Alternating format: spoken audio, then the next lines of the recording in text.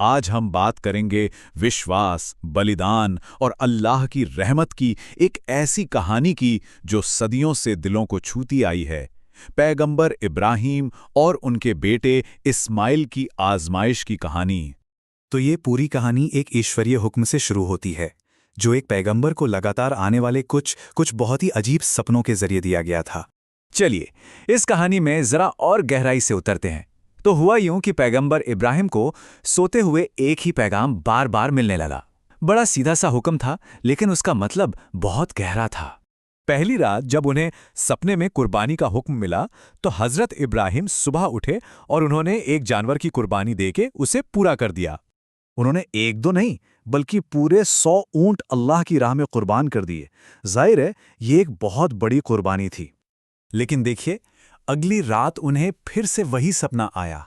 इसका मतलब साफ था कि जो कुर्बानी दी गई शायद वो नहीं थी जो मांगी गई थी।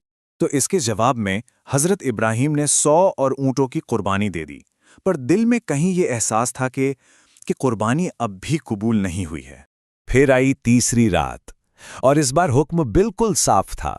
इशारा उनकी दौलत या माल की तरफ नहीं था, बल्कि सीधे उनके दिल की तरफ था। तो अब सवाल यह था कि हजरत इब्राहीम के लिए दुनिया में सबसे ज्यादा प्यारी चीज आखिर थी क्या? बहुत सोचने के बाद उनके दिल ने उन्हें इसका जवाब दे दिया। वो थे उनके अपने बेटे इस्माइल। और इस्माइल सिर्फ एक बेटे नहीं थे, वो तो उनके बुढ़ापे का सहारा थे। उनके दिल का टुकड़ा, एक चमत्कार की तरह थे। सोचिए, एक पिता के लिए इससे बड़ा दुख क्या होगा।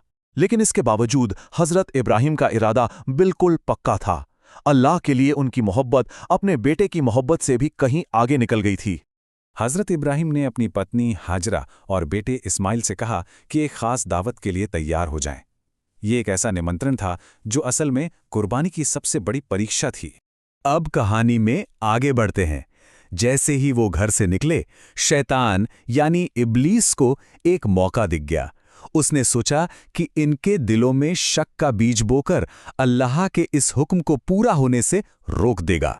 तो इब्लीस एक नेक इंसान का रूप धर कर आया और एक एक करके परिवार के लोगों के पास पहुंचा, ताकि उनके मन में हजरत इब्राहीम और अल्लाह के हुक्म के खिलाफ जहर भर सके। लेकिन बीबी हाजरा का ईमान देखिए, वो जरा भी नहीं डगमगाया। उन्होंने फौरन उसके धोखे को पहचान लिया और साफ कह दिया कि वो अल्लाह की मर्जी के आगे पूरी तरह सर झुकाती हैं। और तो और, हजरत इस्माइल भी उसके बहकावे में नहीं आए। उन्होंने अपनी छोटी सी उम्र में इतनी समझदारी से जवाब दिया और शैतान पर पत्थर फेंके। आपको पता है, आज भी हज के दौरान इसी की याद में शैतान को पत्थर मारे जाते हैं। अब वो मीना के उस मैदान में पहुंच गए जहां कुर्बानी होनी थी, और यहां एक बाप और बेटे के बीच ऐसी बातचीत हुई जिसे दुनिया हमेशा याद रखेगी।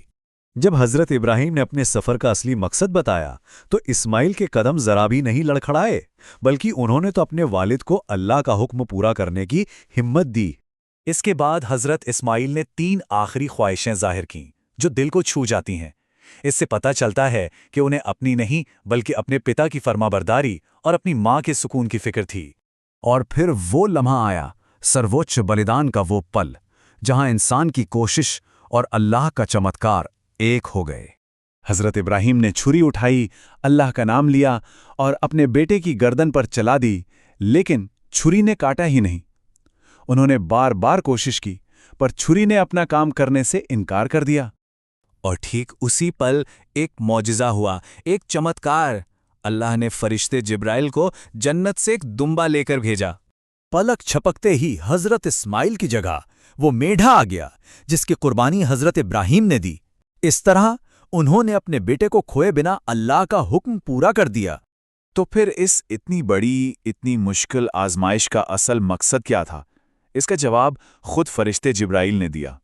तो बात यह है कि असली परीक्षा कुर्बानी देने की नहीं थी, बल्कि अल्लाह की मर्जी के आगे अपना सब कुछ सौंप देने की थी।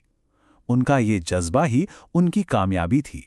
कुर्बानी की रस्म के पीछे की ये कहानी हम सबको अपने अपने ईमान और भरोसे के बारे में एक बहुत गहरे सवाल पर सोचने के लिए छोड़ जाती है।